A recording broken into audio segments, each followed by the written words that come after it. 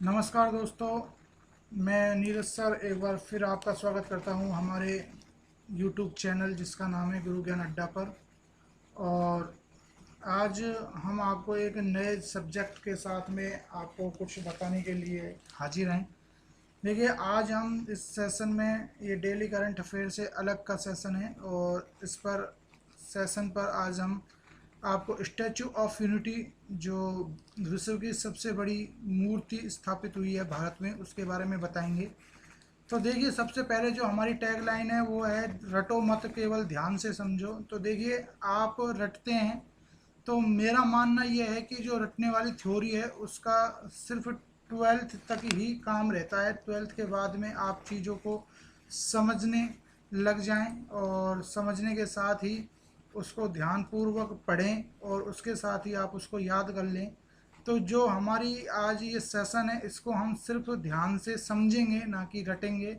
और ध्यान से समझने के साथ ही ये आपको परमानेंटली हमेशा के लिए याद होने हो जाने वाला एक सेशन बनेगा।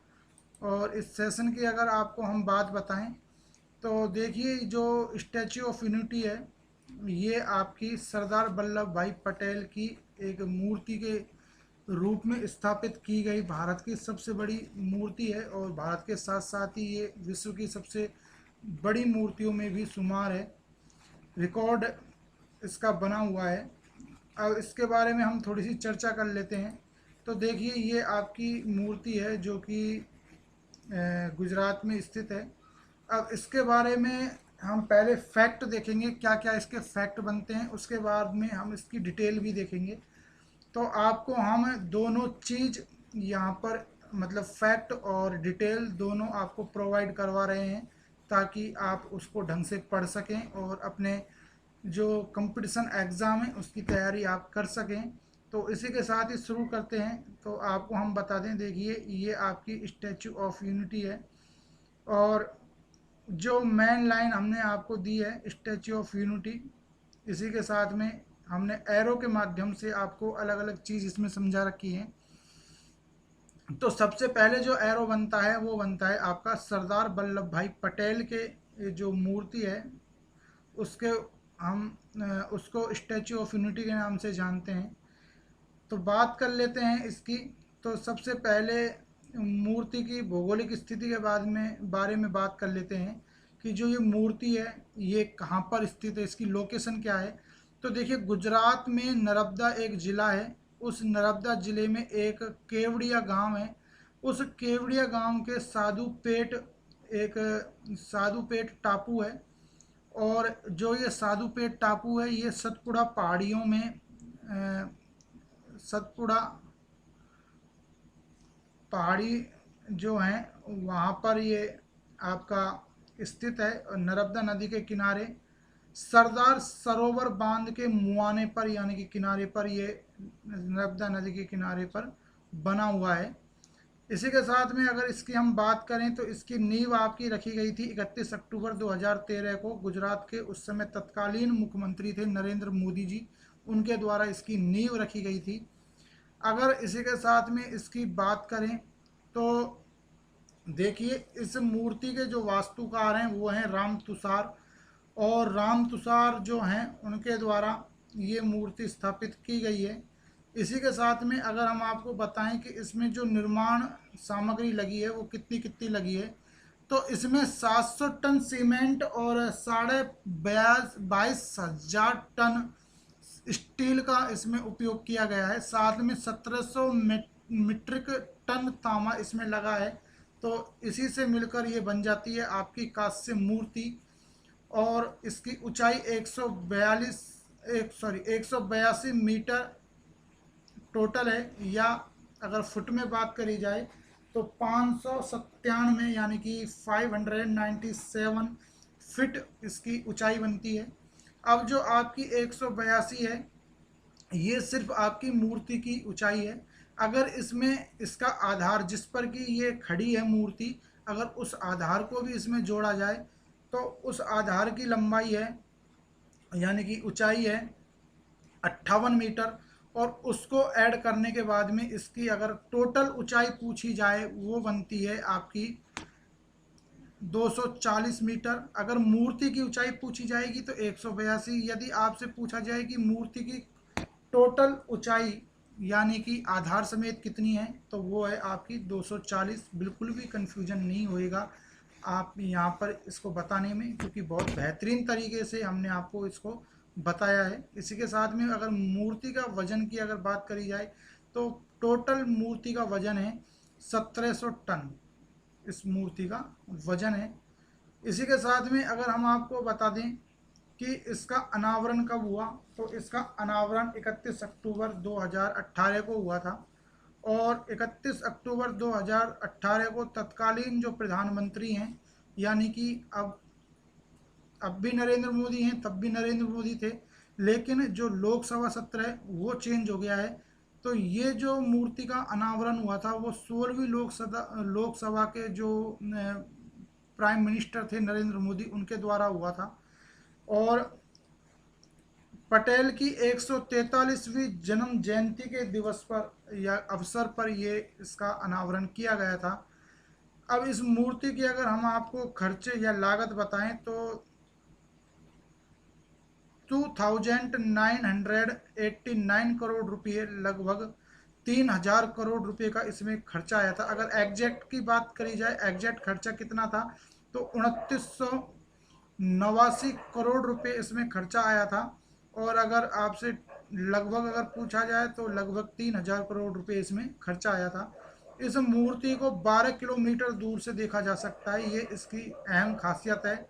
इसी के साथ में ये मूर्ति किसके द्वारा बनाई गई, तो नार्सन एंड ट्रूबो, जो कि एक भारत में नामी विनिर्माण यानी कंस्ट्रक्शन कंपनी है और उसका मुख्यालय बॉम्बे में स्थित है, तो उसके द्वारा इस मूर्ति को बनाया गया था।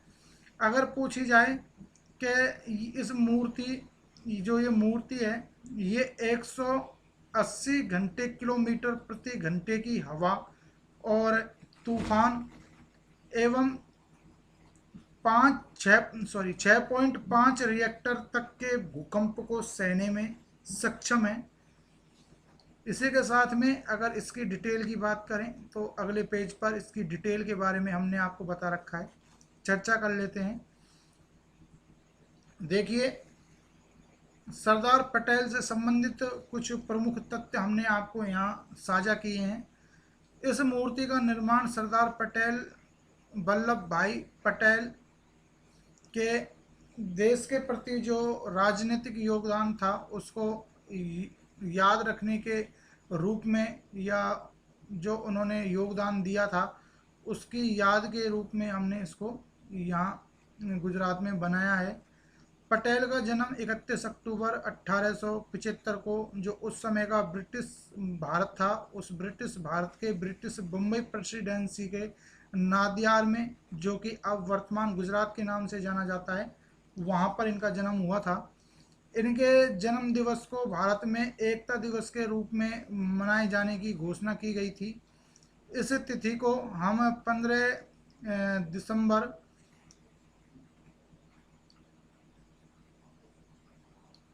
जो इनकी पुण्यतिथि है उसको 15 दिसंबर, यानी कि 15 दिसंबर 1950 को इनका निधन हो गया था, तो 15 दिसंबर के दिन इनकी पुण्यतिथि मनाई जाती है।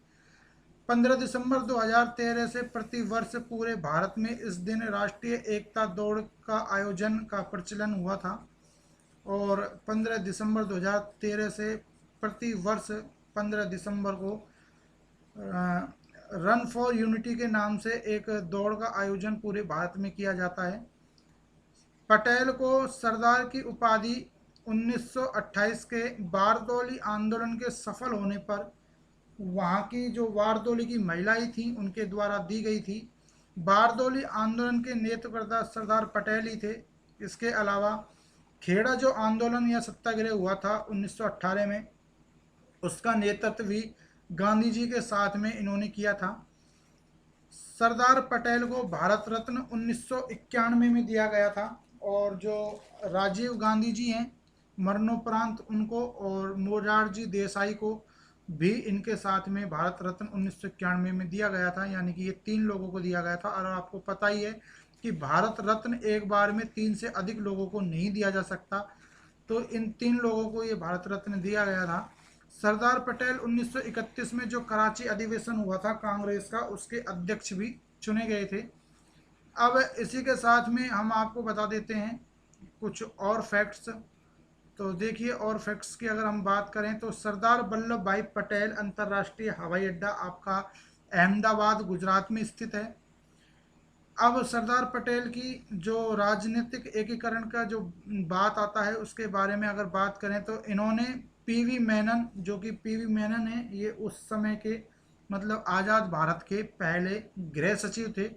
तो पीवी मेनन के साथ स्वतंत्र भारत के महान राजनीतिक एकीकरण करने का अद्वितीय कार्य किया था, जिसमें प्रमुख तौर से भारत की देशी राज्यों का विलयकरण, जिनमें जम्मू कश्मीर राज्य विलयकरण 1947, हैदराबाद राज्य विलयकरण नवंबर 1949, जूनागढ़ रियासत विलयकरण 1948, लक्षद्वीप समूह विलयकरण 1947 सहित भारत की 562 छोटी बड़ी रियासतें शामिल थी।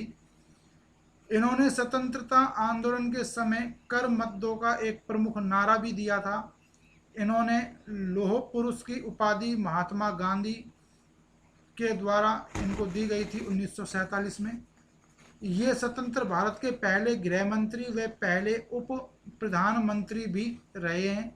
इसी के साथ में अगर यहाँ एक छोटा सा टर्म्स आया था राम तुषार, तो इसकी बात करें तो आपको बता दें कि जो राम तुषार थे उन्होंने स्टैच्यू ऑफ यूनिटी के अलावा संसद भवन में लगी 17 फीट की ऊंची महात्मा गांधी की प्रतिमा का भी अनावरण किया है। इसी के साथ एक छोटी सी डिटेल आपको हम जो कराची अधिवेशन है उसके बारे में बताने जा रहे हैं। ध्यान से सुनने का कष्ट करें और अगर अच्छी लगे तो आप इसको अपने जानकारी को नोटबुक में भी लिख लें। जो कराची अधिवेशन हुआ था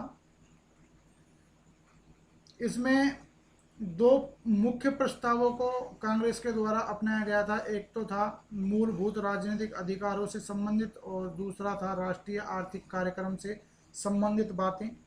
तो जो ये कराची अधिवेशन है उसकी अध्यक्षता पटेल जी के द्वारा की गई थी, तो इसलिए इसकी यहाँ चर्चा थोड़ी सी हम कर लेंगे। तो देखो क्या था इसमें, जो मूलभूत राजनीतिक अधिकारों की बात कही गई थी उससे जुड़े प्रस्तावों में निम्नलिखित प्रावधान थे।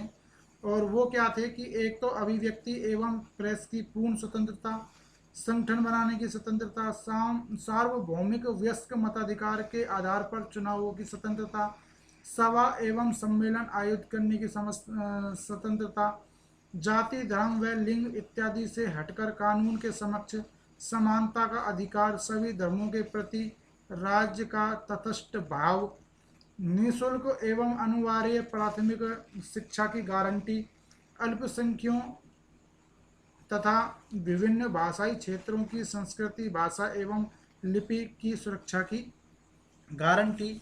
और आपको पता है कि जो हमारा वर्तमान संविधान है उसमें ये सब चीज़ें दी गई हैं। इसी के साथ में जो दूसरी बात आती है राष्ट्रीय आर्थिक कार्यक्रम, तो उससे संबंधित प्रस्तावों जो पारित हुए थे उनमें क्या प्रावधान थे, तो उनमें जो सबसे पहला प्रावधान था वो था किसानों को कर्ज से राहत और रसूखदारों पर नियंत्रण। दूसरी बात इसमें कही गई थी पटेल जी के द्वारा कि मजदूरों के लिए बेहतर सेवा शर्तें हों, महिला मजदूरों की सुरक्षा तथा काम के नियमित घंटे होने चाहिए। इसी के अलावा मजदूरों और किसानों को अपने यूनियन बनाने का अधिकार मिलना चाहिए। अलाभकारी जोतों यानी कि जो अलाभकारी जो खेत हैं या जो ज़मीनें हैं उनको लगान मुक्त रखना चाहिए। क्योंकि देखिए काफ़ी बार क्या होता था कि जो किसान होते थे उनकी काफ़ी भूमि ऐसी होती थी जो बंजर हो जाती थी, लेकिन अब बंजर भूमि में कुछ उगता तो है नहीं, लेकिन उनको फिर भी उस बंजर भूमि पर लगान या कर देना पड़ता था। तो इस बात को इसमें प्रमुखता से पटेल जी के द्वारा शामिल किया गया था। इसके अलावा आपको बता दें कि प्रमुख उद्योगों, परिवहन और खदान को सरकारी स्वामित्व एवं नियंत्रण में रखने का वायदा इनके द्वारा इसमें लिखित रूप से दिया गया था। और तीसरा काम तो आपको पता ही है, देसी रियासतों का एकीकरण, जो कि इनके सबसे महान कार्यों में शामिल है। इसी के साथ अगर आपको बताएं तो इस मूर्ति में जो खास इस स्मारक की जो खास विशेषता है कि ये जो मूर्ति है इस पर कांस्य लेपन है, कांस्य प्रतिमा है। स्मारक जो ये स्मारक है या मूर्ति है, इस तक पहुंचने के लिए लिफ्ट का प्रयोग होता है। मूर्ति का त्रिस्तरीय आधार है जिसमें प्रदर्शनी, फ्लोर, छज्जा एवं छत शामिल है। छत पर स्मारक उपवन, विशाल संग्रहालय तथा प्रदर्शनी हॉल, और इसमें सरदार पटेल की जीवन से संबंधित और इनके योगदान से संबंधित पूरी जानकारी को चित्रों और जो फोटो गैलरी है उसके माध्यम से दर्शाया गया है। एक आधुनिक पब्लिक प्लाजा भी इसमें बनाया गया है जिसमें नर्मदा नदी में जो मूर्ति है उसको देखा जा सकता है, उसकी सुंदरता को निहारा जा सकता है वहाँ पर बैठकर। इसमें जो ये कैफ़े है यानी कि जो ये पब्लिक प्लाजा है, इसमें खान पान के जो स्टॉल हैं जैसे कॉफ़ी, चाय या चाइनीज़ फूड जो हैं उसके इसमें दुकानें हैं छोटी छोटी। यहाँ पर उपहार की दुकानें भी हैं, रिटेल और अन्य सुविधाएं भी यहाँ पर शामिल की गई हैं। इसमें पर्यटकों को अच्छा अनुभव होता है, यानी कि जब आप स्टैचू ऑफ यूनिटी देखने जाएं तो वहाँ पर देखने के साथ साथ आप यहाँ पर थोड़ा भोजन कर सकते हैं, पेट पूजा कर सकते हैं। साथ में यदि आपको कुछ वहाँ से खरीदने का मन हो तो वो भी आप वहाँ से खरीद सकते हैं। इसी के साथ में अगर इस मूर्ति की अगर आपको हम और डिटेल बताएं तो देखिएगा फ्रेंड्स, ये जो मूर्ति है ये विश्व की सबसे बड़ी मूर्ति है। अब आपको बता देते हैं कि जो क्राइस्ट द रिडीमर ब्राज़ील की मूर्ति थी, इसकी ऊंचाई थी 39.6 मीटर और ये उस समय की सबसे बड़ी मूर्ति थी। और इसके बाद में द मदरलैंड कॉल्स जो रूस में स्थापित की, ये बनाई थी 85 मीटर की मूर्ति, ये दूसरी मूर्ति है। इसके बाद में आपको बता दें तीसरे नंबर पर आती है स्टैचू ऑफ लिबर्टी जो कि अमेरिका के वॉशिंगटन शहर में स्थित है। इसकी ऊंचाई 93 यानी कि 93 मीटर इसकी ऊंचाई है और ये दुनिया की उस समय की तीसरी सबसे मतलब सबसे बड़ी मूर्ति थी उस समय की। उसके बाद में चौथे नंबर पर बनी उसिकु दायबुत्सु जापान में 120 मीटर की, तो उस समय की सबसे बड़ी ऊंची मूर्तियों में शामिल थी। इसके बाद में अगर बात करें स्प्रिंग टेम्पल बुद्धा की मूर्ति बनी जो कि चीन में स्थित है, 153 मीटर के साथ में इसकी ऊंचाई है और ये उस समय की इसकी सबसे ऊंची मूर्ति थी।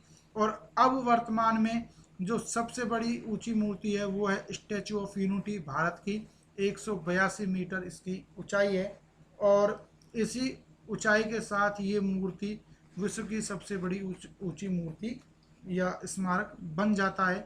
अगर बात करी जाए क्वेश्चन क्या बनेगा तो देखिए, जो रेलवे है, एसएससी है, आपका दिल्ली पुलिस है, राजस्थान पुलिस है, इसे जो डिटेल हमने आपको प्रोवाइड करवाई है इसमें से ही घुमा फिराकर क्वेश्चन पूछती है। और इस डिटेल में से मैं आपको बता दूं कि 7 क्वेश्चन पिछले जो ग्रुप डी के पेपर हुए थे रेलवे के, एसएससी के 2019 से और अब तक जितने भी पेपर हुए हैं, इसके साथ ही bank, Delhi police MTS, Delhi police constable, Delhi police SI, UP police, Rajasthan police और यूपीएससी और आरपीएससी में जितने भी क्वेश्चन इसके बनते थे, 5-6 क्वेश्चन इसमें पूछे गए हैं अलग अलग तरह से। तो अब एक क्वेश्चन जो बन सकता है वो ये है कि विश्व की सबसे ऊंची मूर्ति तो आपको पता लग गया, लेकिन अब एग्जामिनर हो सकता है ये पूछ ले कि विश्व की वर्तमान में सबसे छोटी मूर्ति कौन सी है। तो द क्राइस्ट रीडर जो आपकी बनेगी रिडीमर, वो आपकी ब्राज़ील की 39.6 मीटर बनती है इसकी ऊंचाई। तो यही आपकी वर्तमान में सबसे छोटी मूर्ति बनेगी जो कि ब्राज़ील में स्थित है। तो फ्रेंड्स, ये थी आपकी स्टैचू ऑफ यूनिटी से संबंधित कुछ महत्वपूर्ण जानकारी जिसको हम आपको प्रोवाइड करवा रहे हैं। आपके बेहतर एग्ज़ाम्स की तैयारी के लिए।